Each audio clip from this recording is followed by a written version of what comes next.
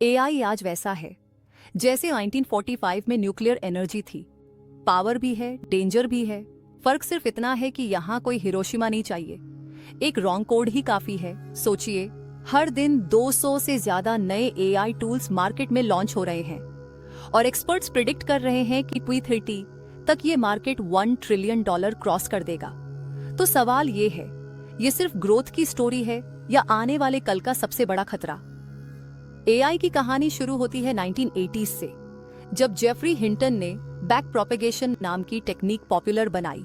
Neural networks, deep learning, सब वहीं से मेनस्ट्रीम आए। लेकिन आयरनी देखिए, आज वही हिंटन कह रहे हैं।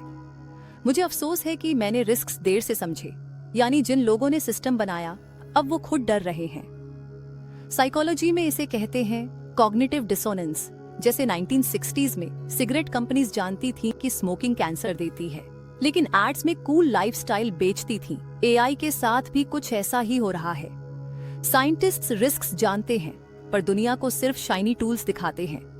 एक एनालॉजी समझिए, स्टैनफोर्ड प्रिजन एक्सपेरिमेंट। जब कंट्रोल पावरफुल सिस्टम को दे दो, लोग ब्लाइंड हो जाते हैं। एआई भी वैसा ही है। MIT की एक स्टडी कहती है humans 80% time AI driving suggestions को मान लेते हैं, इवन अगर वो गलत हों।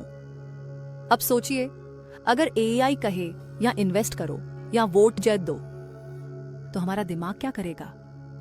यहीं से शुरू होती है टेंशन।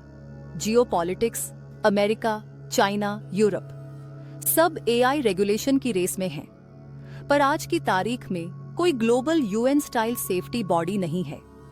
एक MIT रिसर्चर ने वार्निंग दी थी, एआई बिना रेगुलेशन वैसा है जैसे ओपन न्यूक्लियर रिएक्टर्स लगाना, बिना सेफ्टी प्रोटोकॉल्स। इकोनॉमिक्स, गोल्डमैन सैक्स कहता है एआई अडॉप्शन से 300 मिलियन जॉब्स खतरे में हैं। हाँ, नया वेल्थ क्रिएट होगा, बट सवाल है डिस्ट्रीब्यूशन का। विनर्स कौन, लूजर्स कौन? Sociology plus psychology. हम सब प्रेजेंट बायस में फंसे हैं। शॉर्ट टर्म प्रोडक्टिविटी गेन्स देख रहे हैं, पर लॉन्ग टर्म रिस्क इग्नोर कर रहे हैं। और ऑटोमेशन बायस, मतलब जब कंप्यूटर कुछ बोलता है तो हम मान लेते हैं, इवन अगर वो फ्लॉड हो। रियल वर्ल्ड एग्जांपल्स, 2003 में माइक्रोसॉफ्ट का टे चैटबॉट, सिर्फ 16 घंटे में इंटरनेट ने उसे रेसिस्ट बना दिया। कैम्ब्रिज एनालिटिका एआई टारगेटिंग ने इलेक्शंस तक मैनिपुलेट कर दिए। ये आइसोलेटेड स्टोरीज नहीं हैं, ये ग्लिम्स हैं आने वाले कल के।